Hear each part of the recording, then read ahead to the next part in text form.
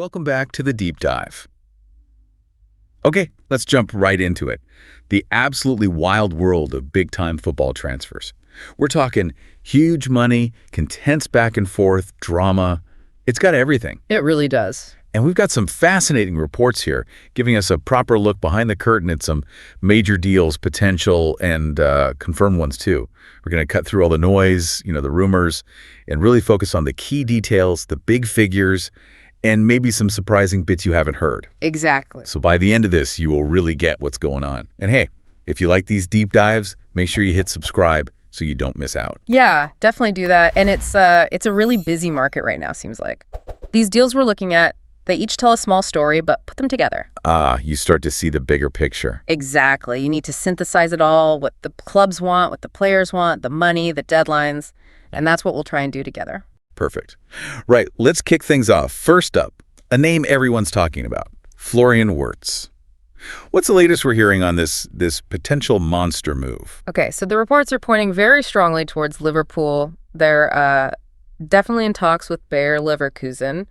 Seems quite advanced. Advanced how? Well, the timeline being mentioned is pretty specific. They're expecting a medical examination, for the player to happen in the next few days. Wow, okay, so imminent almost. Seems like it.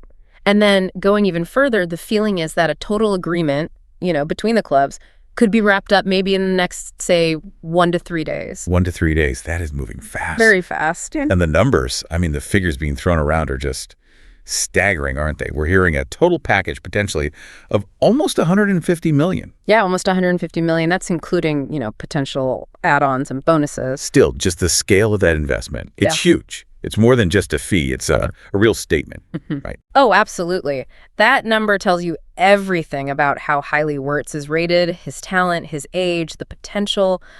It's generational money, really. And we know Liverpool put in a fresh offer recently. That's right. A significant new offer went in. Now, it wasn't like, signed, sealed, delivered immediately after that offer landed. But the reports suggest that's mainly because some final detail, specific figures needed ironing out. Not like the deal was hitting a major snag. Right, just the fine print. Exactly. And crucially, despite those last bits, there's apparently a very, very high level of confidence that this deal gets done. Really? Yeah, the expectation is strong. Strong enough that people are anticipating a done deal announcement maybe sometime next week once all the paperwork is sorted. Okay, so let's think about this. Liverpool, Leverkusen, Wirtz himself. What does a transfer this big actually mean? Why does it matter so much? Well, for Liverpool, landing Wirtz would be massive, a real signal of intent. Huge money, yes, but potentially they're a creative hub for, the next 10 years? For Leverkusen, it's tough losing a star like him, obviously.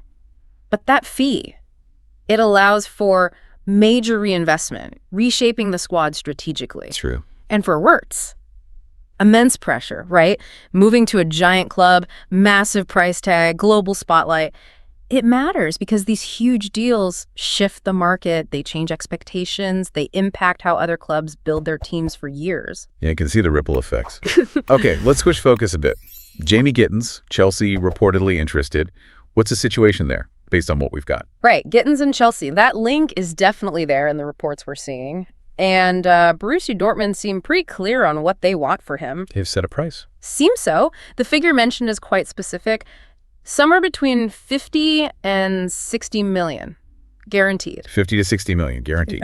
And we know it's not straightforward because Chelsea's point offer got knocked back. Exactly. That tells you straight away there's a gap there. They're not on the same page yet financially. Right. And here's the really interesting part, the contrast. While the clubs are haggling over the fee, the reports say Gittins, the player, has apparently already reached a full verbal agreement with Chelsea. Personal terms, contract length, maybe 6, even 7 years. No way. So his side is done. Sounds like it. The player's side is described as all done. They've agreed to everything with Chelsea. Wow. So player wants the move, agrees terms, but the clubs are still stuck. What does that tell us about how these things actually work? Well, it really highlights that, even if the player is desperate to go, the deal is ultimately between the two clubs. Getting the player on board is crucial, step 1 maybe, but it's not enough. Got it. Dortmund are apparently willing to sell, which is important. They're not saying no way, but they have their price and they're sticking to it for now. So more talks needed then. Yeah, expect more rounds of negotiation, back and forth, trying to find that sweet spot. And there was even a mention, wasn't there, about uncertainty if he could play for Chelsea in the Club World Cup. Yeah, I saw that. That just underlines it, really. The club-to-club part is definitely not close to finish yet. Okay, interesting dynamic there.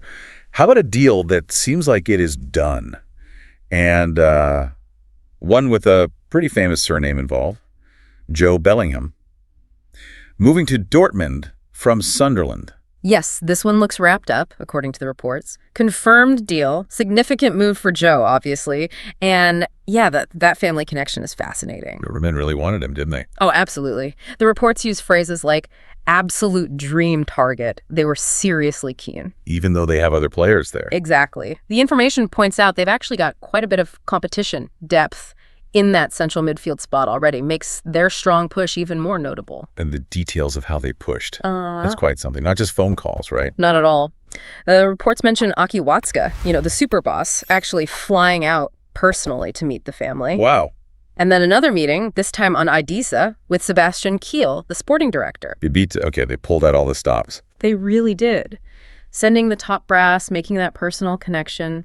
It gives you a glimpse, doesn't it, of what clubs do when they really, really want someone. Yeah, it does. And the fee. The agreed package between Dortmund and Sunderland is reportedly around 37 to 38 million. Decent money for a young player. Yeah. And yeah, you can't ignore the context, can you? Following in Jude's big footsteps, as the report says, he was massive for Dortmund. Huge. So yeah, lots of excitement about seeing Joe in the Bundesliga now. So thinking about this transfer, the specific personal chase, the family angle, the existing squad competition, what does it tell us about how top clubs secure their absolute number one targets? I think it shows that for certain players, maybe those with elite potential or who fit a specific narrative, like the Bellingham connection at Dortmund, Right. It's not just about the money. Clubs will use everything they have. That personal touch from the very top, like Watska flying out, that can be the difference maker. It shows the player and family how much they're truly valued. It's that mix, isn't it? Financial commitment, yes, but also serious relationship building to land that dream target, even if it means adding competition to the squad. Makes sense. Okay, let's pivot again. Arsenal. They're looking for a striker. We know that. Benjamin Sesko from RB Leipzig keeps getting linked. What's the word on that front? Okay, Sesko to Arsenal. The vibe coming from the reports is actually pretty positive. Phrases like very, very good feeling and very positive atmosphere are being used. Okay, that sounds promising. Any concrete actions? Yeah, there have been steps. A meeting reported between club reps, Schaefer and Bada, in London. That shows direct talks. Right. Plus ongoing discussions mentioned in the last, say, 48 hours. And maybe significantly, progress on personal terms apparently started from last Friday. Okay, progress on personal terms, that's key. Yeah. Is it a done deal? The reports seem to suggest maybe not quite yet. That's the crucial point. Feeling is good. Player terms might be getting close, but, it's an important but, there's no full agreement between Sesko and Arsenal yet. Oh, okay. And the club-to-club part is still the main hurdle. The reports are also really clear about his price. Seems there isn't a straightforward 80 million release clause to just activate. Oh, really? I thought there might be. Apparently not. It's described as free negotiations between the clubs. Okay, so they have to haggle. Exactly.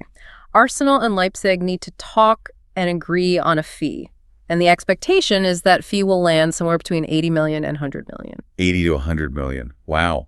Is Leipzig willing to sell? The good news for Arsenal, it seems, is yes. Leipzig are reportedly very open to sell him. Right. So what happens next? More talks. Looks like it. Yeah. More negotiations expected in the next couple of days, and Arsenal's first formal bid, the actual offer for Sesko, is apparently expected next week.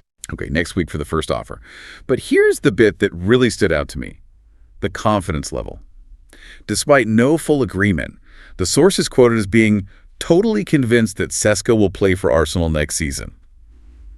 That's pretty bold, right? It is very bold, yeah. Especially given that price range and the fact that negotiations are still ongoing, it suggests a really strong underlying belief that it will happen. So looking at this Sesko situation, player seems keen, club willing to sell, but that big price tag needs sorting. What does this tell us about that dance between sorting personal terms and agreeing the actual transfer fee for a top striker? Yeah, it kind of shows that getting the player's agreement, the personal terms, can often be the simpler part, especially if the player likes the project. Right. The real challenge, the art of the deal really, particularly for these high-value players, is bridging that gap. What the buying club wants to pay versus what the selling club demands. The 80-100 meter gap in this case. Yep. Precisely. Leipzig being open to selling is positive, but they want top dollar.